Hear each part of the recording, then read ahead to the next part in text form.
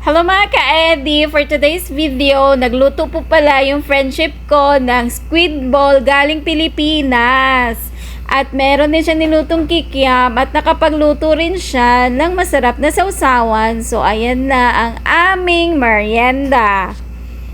Meron pa kaming pizza, may pakwan at syempre samosa. Samahan pa ng masarap na sausawan. Ayan na, napakasarap niyan. Tapos, nagluto rin ng aking kaibigan, mga ka-Eddie, ng kanyang pinakamasarap na moist cake. Sobrang sarap nito, mga ka-Eddie. Kasing sarap ng nagluluto at nagbe-bake char. So, ayan na guys, pinaganda talaga niya yan. Sobrang sarap at nilagyan pa niya ng sprinkles. So, meron pa yung flag ng Canada. So, ayan pala yung friendship ko guys na nagluto. Napakasarap mag-bake.